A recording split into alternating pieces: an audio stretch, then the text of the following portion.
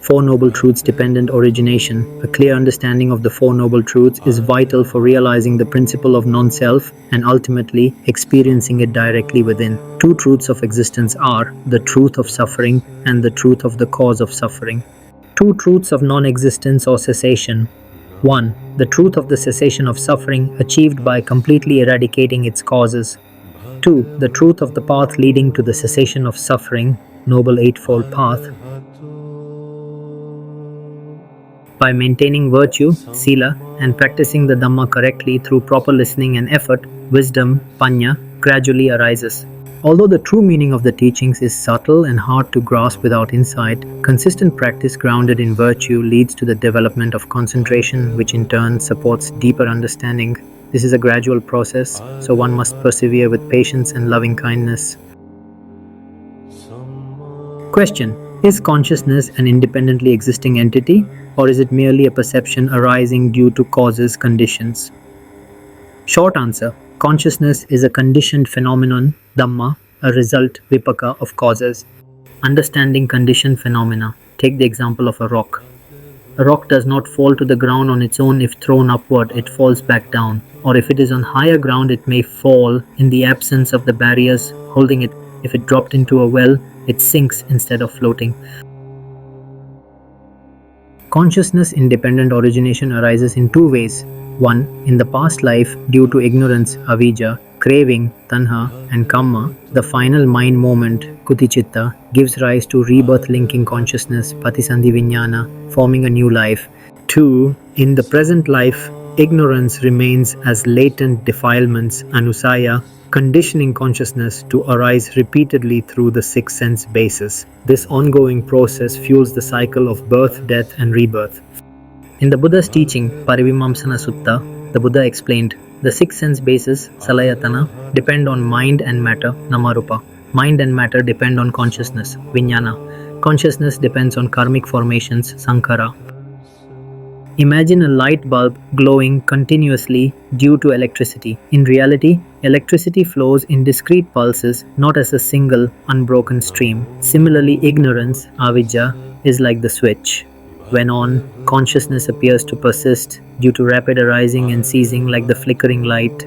Wisdom, vijja, is like turning off the switch. With the cessation of ignorance, consciousness no longer clings to objects just as the bulb stops glowing when the current is cut. An arhant's mind no longer generates new consciousness rooted in defilements, though the body continues until life's end. The ultimate reality is all mental factors, chitta, cetasika, and material form, rupa, are conditioned sankhata, rapidly arising and vanishing based on causes. Only nibbana is unconditioned asankhata. These Dhamma truths are profound and extremely subtle. The Buddha compassionately taught the Noble Eightfold Path, virtue, sila, sammavaka, kammanta, ajiva, right concentration, sammavayama, sati, samadhi, and wisdom, pañña, sammaditthi, samkappa as the way to develop mindfulness and insight. Then one will be able to realize the same within. Consciousness, vijnana, is a conventional term applied to the mind. When the countless types of consciousness divided into past, future, etc. are grouped together as one collective, they are called the aggregate of consciousness, vijñanakanda. Its meaning is simply the totality of mind. The mind arises at six sense doors: eye, ear, nose, tongue, body, and mind, mano. Thus, the aggregate is classified by its arising doors, dvara. Thus, the aggregate of consciousness is classified according to its arising doors, dvara. Buddha explains monks. What is consciousness? Monks, there are these six classes of consciousness: eye consciousness, ear consciousness, nose consciousness, tongue consciousness, body consciousness, and mind consciousness. Monks, this is called consciousness. From this, it is clear that consciousness is sixfold: eye consciousness, ear consciousness, and so on. How does eye consciousness arise?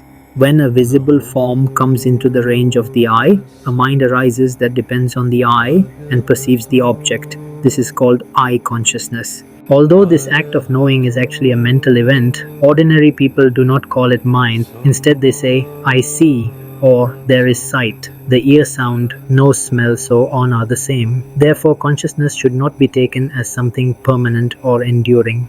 Instead, it is taken as a conditioned phenomenon that arises when causes are present. a ceasing phenomenon that disappears when its causes are removed. Consciousness is not an independent, lasting entity, but a dependent, momentary process arising and vanishing without residue based on conditions.